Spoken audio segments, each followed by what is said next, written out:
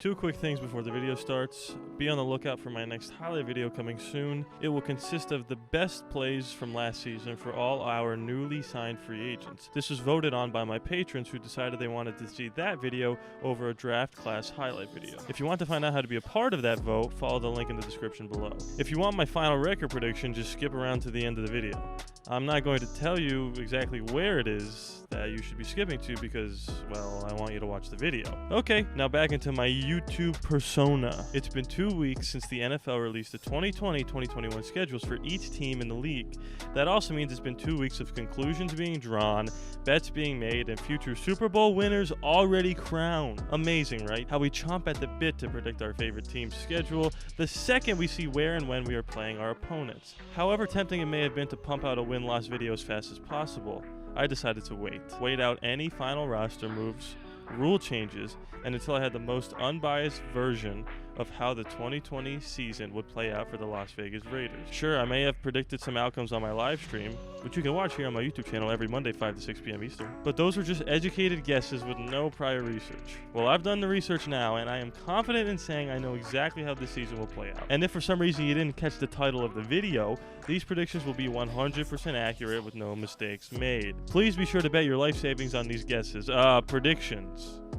Predictions. I've read probably every record prediction out there for the Raiders, and even in the ones where we win 6 games or less, these experts always seem to give us the W week 1. I'm no different here. Don't get me wrong though, I fully expect the Panthers to play spoiler in the NFC South and maybe even make a wild card run, but the run they go on won't come until later in the season. With the current state of the country, let alone the world, it's more important than ever to have a good understanding of the playbook as well as a solid coach-QB relationship. And unfortunately for Carolina, they're going into their first season with a new QB and a new head coach meeting each other for the first time during a Zoom call. I believe that gives the Raiders the edge week 1 to pull out a victory. What will the score be? Heck if I know, wins and losses are hard enough to call. This is probably our best chance to pull off an upset this season. The Saints have a great offense and a good enough defense to not lose them games. The problem that the Saints could run into here is that this game happens to be the Raiders' first ever home opener in Las Vegas. The team will be fired up, the game will be nationally broadcast, and the ground will be laid for a primetime upset. However, with the prospect that games will most likely be played with no fans, at least initially, home field advantage just won't exist. So the Saints get us here. The pandemic gives us a week 1 win and gives us a week 2 loss. Not much to say here. This won't be a cold weather game since it's so early in the season, and I don't see Tom Brady within 100 miles of the arena. The Patriots won so many games last year thanks to special teams dominance and defensive trickery. Bill Belichick might believe in Jarrett Stidham, but I sure don't. I'll take the W here. Although a win here might go down as an upset, we were a bad call and a tipped pass away from being 1 game back of the Bills last season. I am a Josh Allen believer, and Buffalo should win the NFC East easily, but I have this as a win. Loss. Next. The shiny new Tampa Brady Bucks. God, that's awful. I see this playing out similarly to the Saints game. A lively shootout that's fairly competitive until the 4th quarter. With fans in the stands, this could have been another upset. But for now, it's a tentative loss. This was the first game I truly struggled with. The Browns have the firepower offensively and defensively to make a deep playoff run.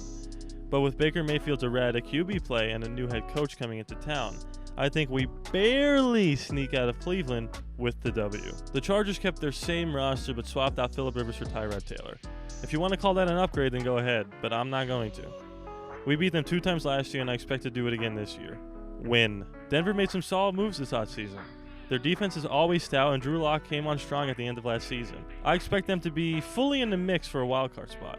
However, I expect us to be in that mix as well.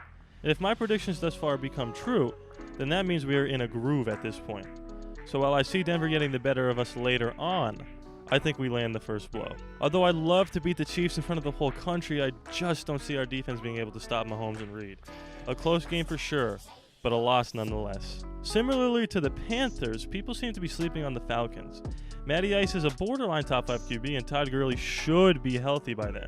Assuming he is, this seems like a classic 10 a.m. trap game for the Raiders. Loss. But they get to redeem themselves 1 week later by getting the better of the Jets. They probably stay the whole week on the East Coast, fully ready to avenge last year's embarrassing loss with another W on the board. If you put the Colts roster next to the Chargers, take the QBs off the board and pick blindly, you take the Chargers all day and night. My point being, we were able to beat Rivers with him on a decent roster last year, so we'll have no trouble beating the Colts' average roster this year. They have some good young players to work with, but they're more young than good at this point. I've already laid the groundwork for a clean sweep of the Chargers earlier, and several paragraphs later, I feel the same way. I also think it's more than likely we are facing Justin Herbert at this point in the season, so I'll take another W. Something about Ryan Fitzpatrick scares me, but luckily for us, I believe Tua will be making the start come week 16. The Dolphins are better now than they were last year at this time, but so are we.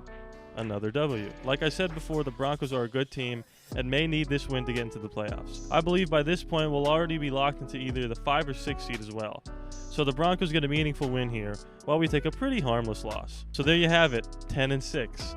My completely unbiased, I promise, win-loss predictions for the 2020-2021 Las Vegas Raiders. Are we Super Bowl bound? Probably not. But I do think the changes we made this offseason through free agency and the draft bought us 3 more wins than last season. Feel free to comment your predictions below and comment on mine as well. And as always, please be sure to subscribe. It is free after all, no charge to you. And, oh hey, I didn't see you there. Just win, baby.